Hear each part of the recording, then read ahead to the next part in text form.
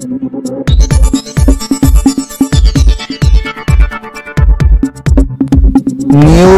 Forward. नमस्कार। महाराष्ट्रातील सर्व अंशदानाने शिक्षक बांधवांना माझं आव्हान आहे। बांधवांनो, शिक्षक समन्वय संघाचं गेल्या 40 दिवसांपासून हुंकार आंदोलन मुंबई या ठिकाणी चालू आहे आणि त्याच ठिकाणाहून त्या ठिकाणी आपण फरमान काढलंय की महाराष्ट्रातील सर्व शाळा उद्या म्हणजे 27 तारखेला एकाच दिवशी शैक्षणिक अभ्यासक्रम न करता सामूहिक सर्व शिक्षकांनी रजेवर जायचं आणि एक दिवसासाठी आपण पूर्ण महाराष्ट्रातील शाळा बंद करायच्या।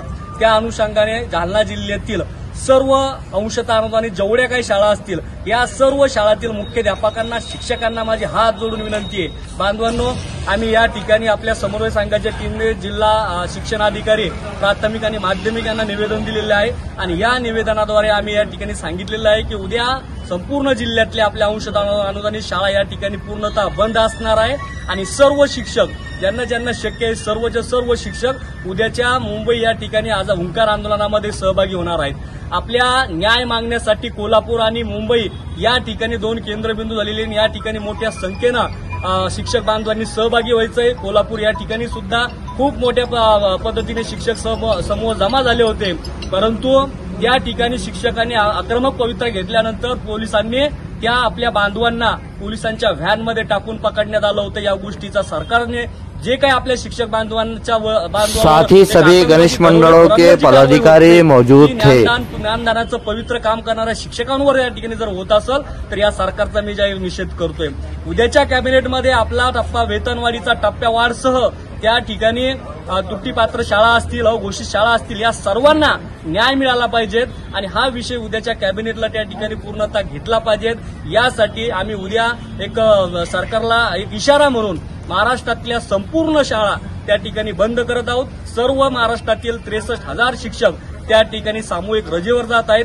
जर उद्याच्या कॅबिनेटला हा विषय झाला नाही तर येणाऱ्या सोमवारपासून अतिशय आक्रमक पवित्र हा महाराष्ट्रातील शिक्षक घेतल्याशिवाय राहणार नाही आणि 63,000 शिक्षक हे मुंबईच्या दिशेने त्या ठिकाणी मोठ्या संख्येने निघल्याशिवाय राहणार नाहीत। माझी महाराष्ट्र सरकारला या राज्याचे सन्माननीय संवेदनशील मुख्यमंत्री माननीय एकनाथरावजी शिंदे साहेब असतील, माननीय उपमुख्यमंत्री देवेंद्रजी फडणवीस साहेब असतील, या राज्याचे अर्थमंत्री सन्माननीय अजितदादा पवार साहेब असतील, या सर्वांना माझी विनंती आहे की आपण या ठिकाणी हा धोरणात्मक निर्णय घ्यावा आणि राज्यातल्या 65,000 शिक्षक बांधवांना न्याय देण्याचं काम न्याय देण्याची भूमिका आपण या ठिकाणी घ्यावी। आम्ही महाराष्ट्रातील 65,000 शिक्षक आपल्याकडे आपल्या निर्णयाची आस लावून आहोत। आपण अनेकांना न्याय दिला, आम्हालाही न्याय द्या एवढीच विनंती करतोय। हात जोडून विनंती करतो मी सरकारला आणि सरकारमधील सर्व त्या ठिकाणी असणारे आमदार असतील किंवा सर्वांना की या ठिकाणी आमच्या भाकरी सोबत राजकारण करू नका।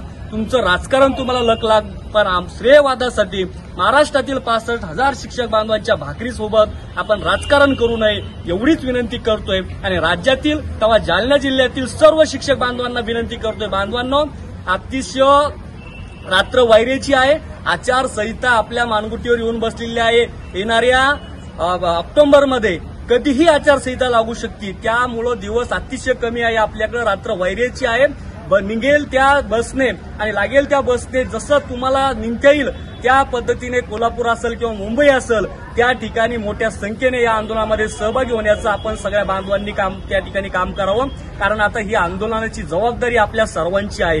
कुणाच्याही निमंत्रणाची वाट बघू नका, कारण आपल्या हक्काच्या पगारीसाठी आपण लढतो। आपल्या हक्काच्या पगारीसाठी आपण या ठिकाणी सहभागी झालं पाहिजेत। महाराष्ट्रातील सर्व बांधवांना माझी विनंती आहे की आपण मोठ्या संख्येने मुंबईच्या दिशेने त्या ठिकाणी जावा, कारण आंदोलन काही जणांना जरी वाटत असेल की कॅबिनेटमध्ये विषय येऊन जाईल मी नाही गेलो तर काय फरक पडणार आहे, पण फरक पडतो बांधवांनो।